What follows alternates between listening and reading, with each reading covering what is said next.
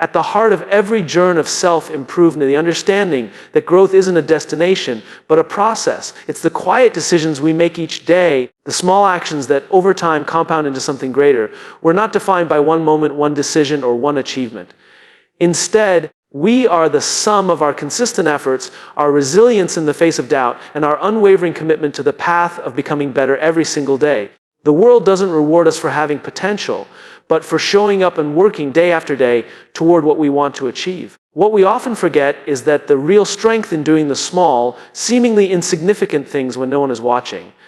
It's in choosing to move forward, even when you're not feeling motivated. It's in choosing to act despite the resistance, even when it feels easier to give up. We all have the ability to change, to evolve, and to build something better. It's not about waiting for the perfect moment. It's about making the decision to act now, to take those small steps, and to trust the process. Transformation requires patience, consistency, and a willingness to embrace discomfort. It asks us to focus not on the destination, but on the daily commitment to improvement. The more we commit to this process, the more we evolve, the more resilient we become, and the more we can achieve. It's the everyday actions that define who we are becoming, and ultimately, it's the person you grow into along the way who will reach those goals and surpass them. So commit to improving every day. Because in the end, it's not just about what you accomplish, but about who become through the pursuit. We don't need to be taught how to seek comfort.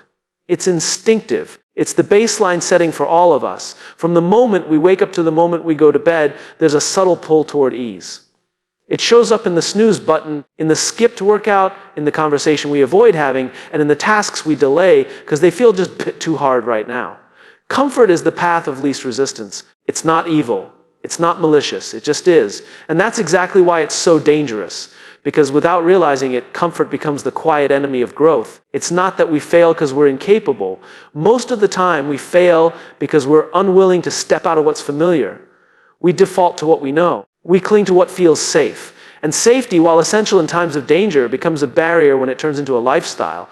When we confuse stability with stagnation, when we mistake not losing for winning, we begin to erode our potential without ever feeling the erosion. It's like a slow leak. Hard to notice in the moment, devastating over time. Comfort can masquerade as logic.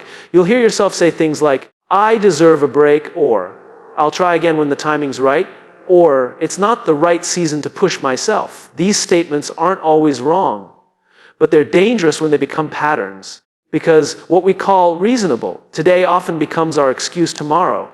And when you stack enough excuses on top of each other, what you're really building is a wall that keeps challenge out and keeps you in. There's also a strange kind of loyalty we develop toward our current selves.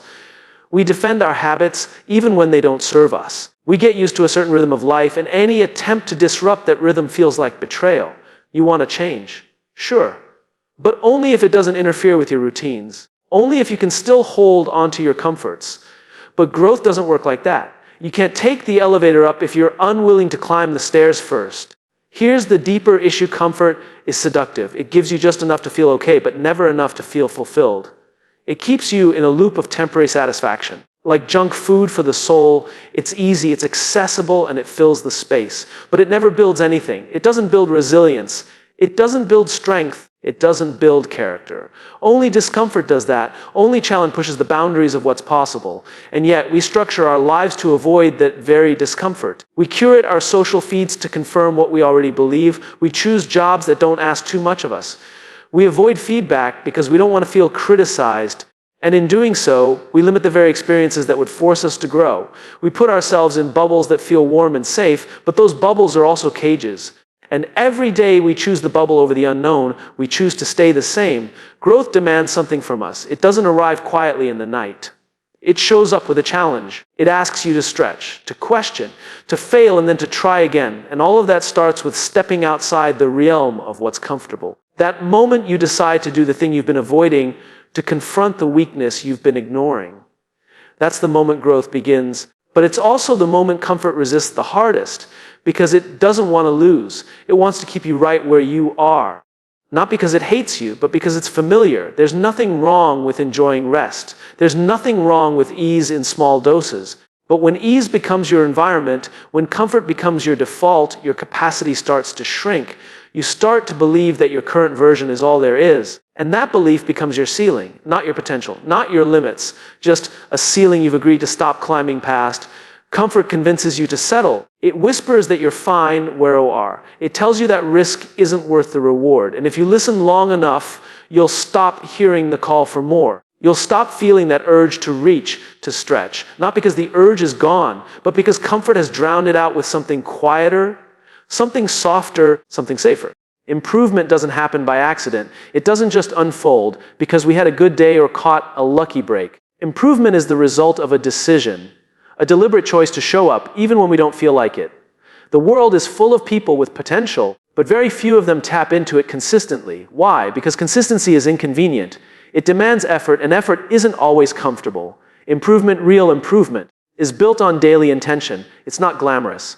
It's not dramatic. It's quiet. It's personal. And most of the time, it's invisible to everyone else. The mistake many people make is waiting for motivation to arrive before they act. They wait for that perfect spark, that surge of inspiration that will make the hard work feel easy. But that spark is unreliable. It fades. It comes and goes. If your commitment to growth is dependent on how motivated you feel on any given day, then your progress will be erratic at best. But when you anchor your improvement to intention, not emotion, you build something far more sustainable. You no longer ask, do I feel like it? You ask, what needs to be done? A daily improvement isn't about achieving greatness overnight. It's about moving one step forward, even if it's a small step, even if it feels insignificant. Because what feels like nothing today becomes momentum tomorrow. The small habits compound, the little decisions stack, and over time they transform who you are, but it starts with showing up again and again, with intention, with discipline, with purpose. Some days you'll feel strong, some days you won't. But the decision to improve shouldn't be left up to how you feel in the moment. Feelings are fleeting. They shift with the weather, with sleep, with stress. But commitment, real commitment, is grounded in something deeper. It's a promise you make to yourself that today will not be wasted, that you will not drift aimlessly through your time, that you will find a way, even if the way is messy and imperfect. Improvement also demands awareness. You can't grow if you're not paying attention. It requires you to reflect on where you are, what's working, what's not, and what needs to change. That reflection isn't always easy. It can be uncomfortable to confront your flaws, to admit where you've been slacking, to recognize the patterns holding you back. But that honesty is the foundation of progress. You can't fix what you refuse to see. And the clearer your awareness, the sharper your focus becomes.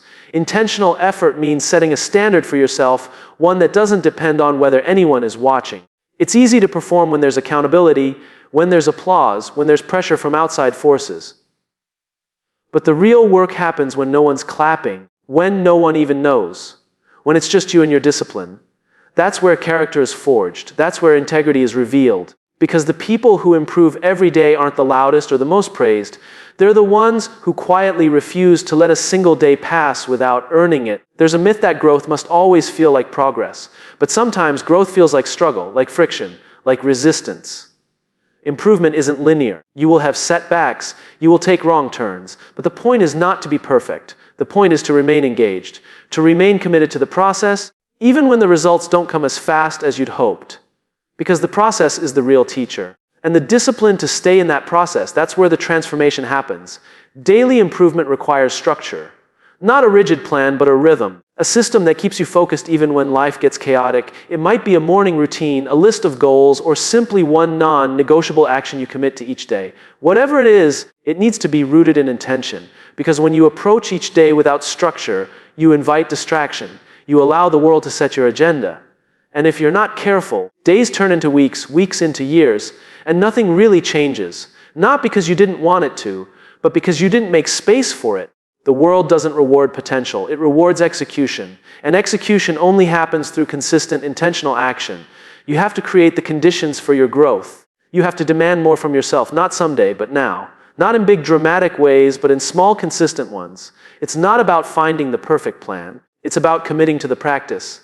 It's about becoming someone who improves, not occasionally, but daily, through effort, through awareness, through choice. Discipline doesn't show up naturally. It's not something we're born with, and it's not something that magically appears when we want it most.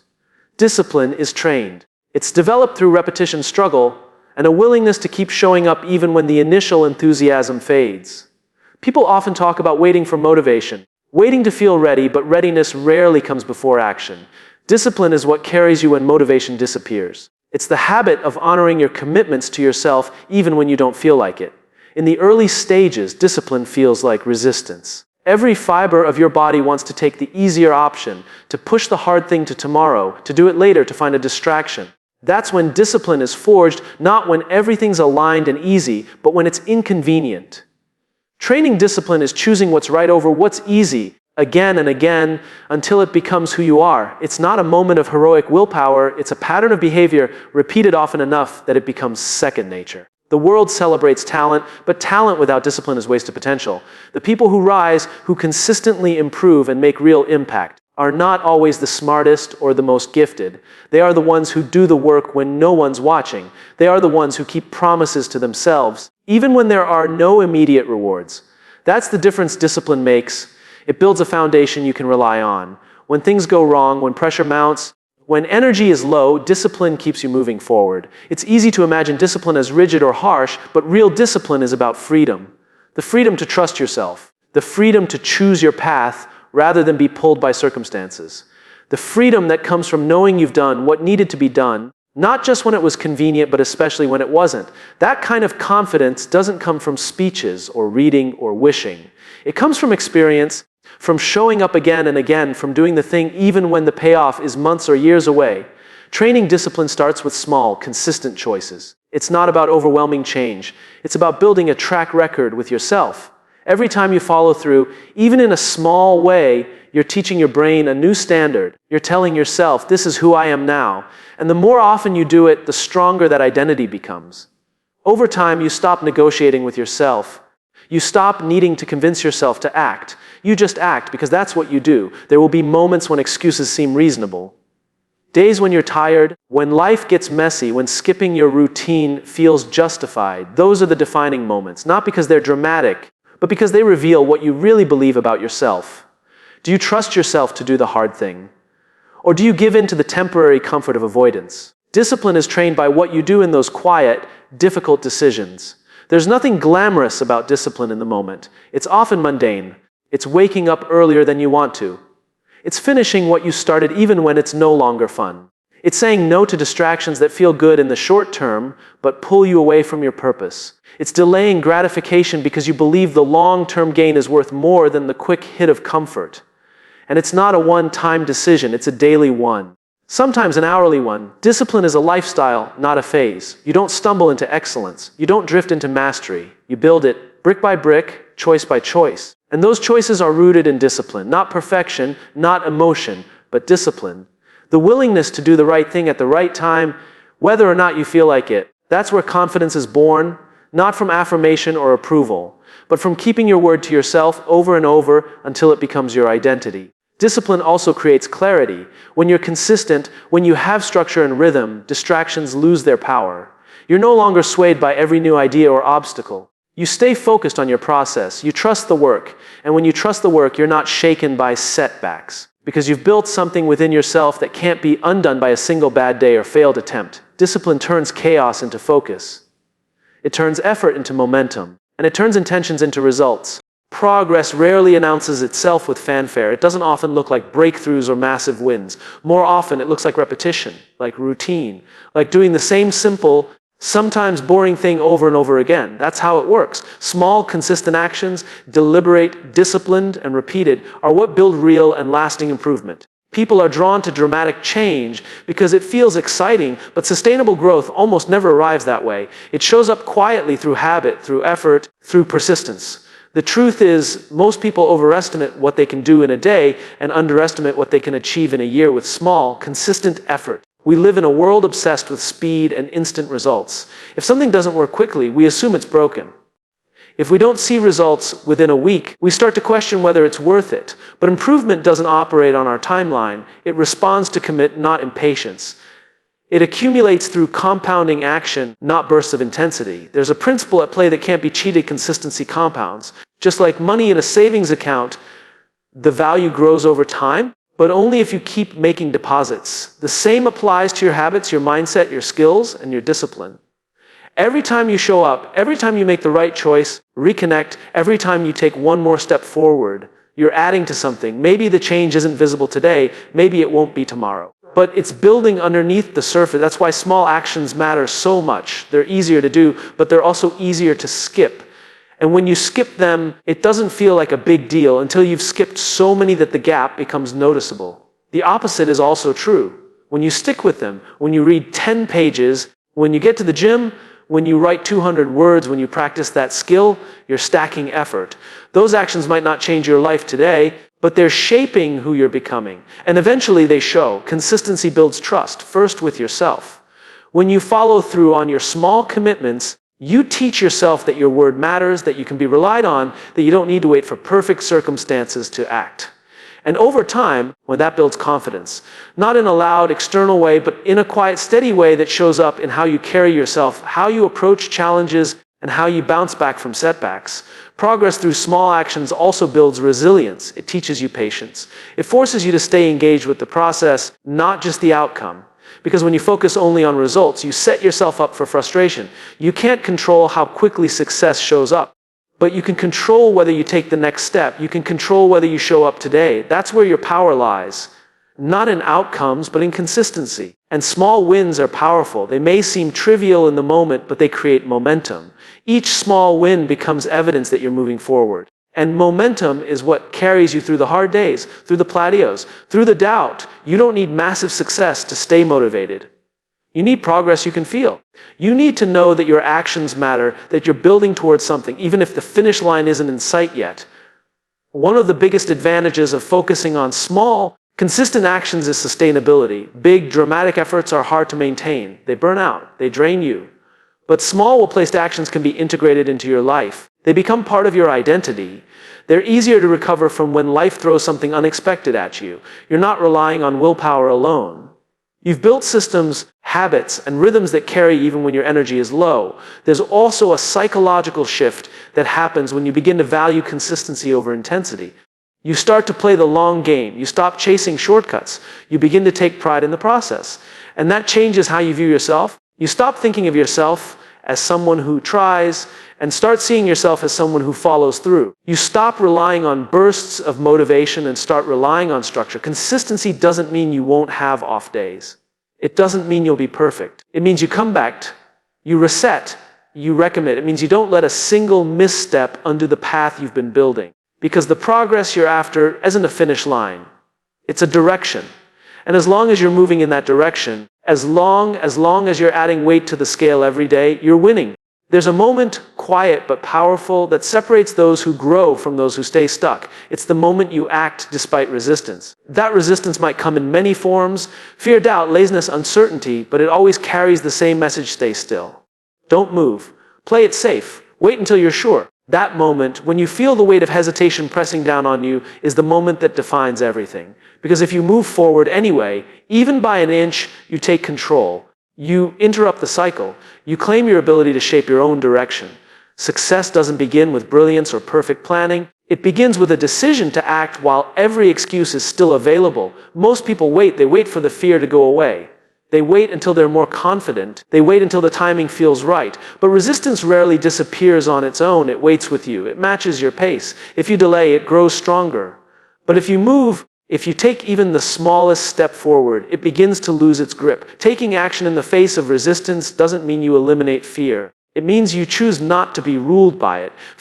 Doubt is normal. They show up for everyone, but the people who grow, the people who evolve and succeed, don't wait for those feelings to go away. They've learned that clarity comes through motion.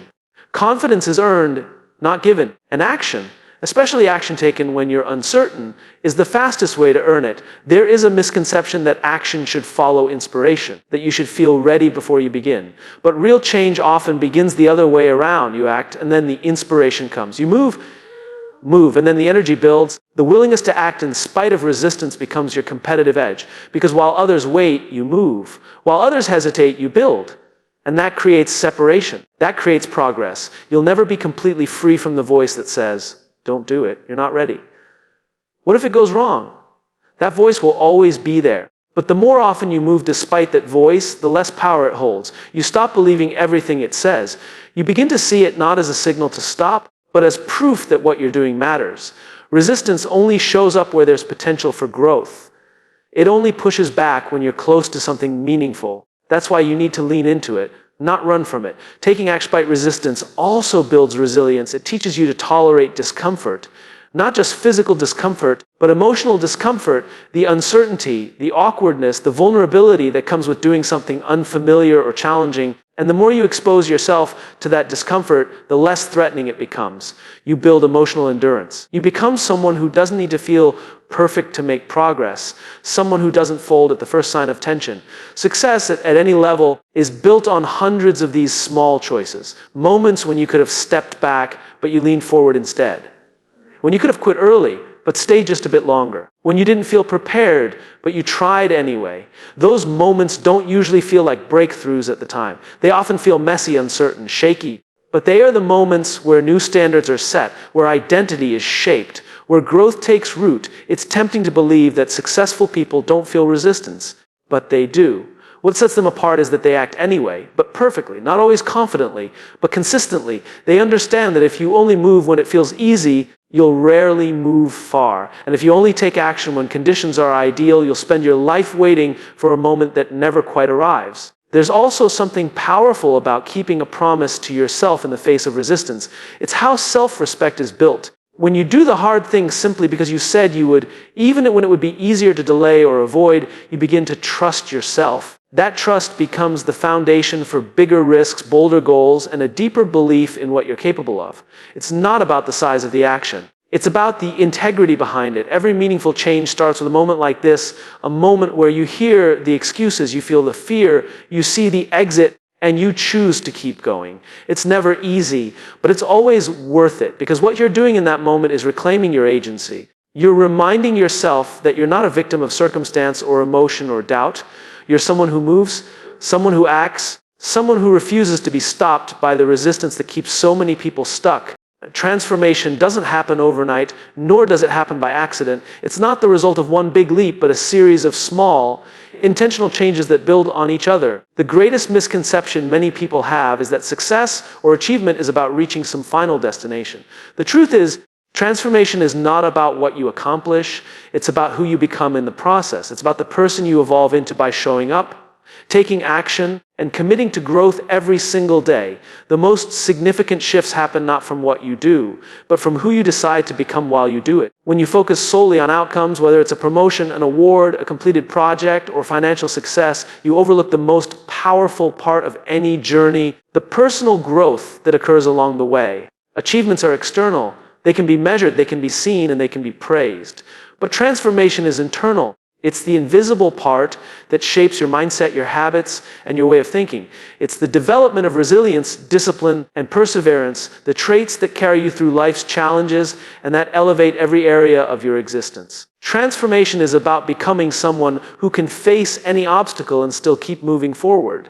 It's about stepping into a version of yourself that wasn't there before. The most impactful transformations occur when you stop focusing on what you want to achieve and start focusing on who you need to become to make those things happen. You can't just wish for success, hope for the best, and wait for the universe to hand you what you desire. You need to ask yourself, who do I need to be to reach this goal? What kind of person makes these things happen? When you approach life with that mindset, you shift from being a passive participant in your own journey to being an active creator of your own reality.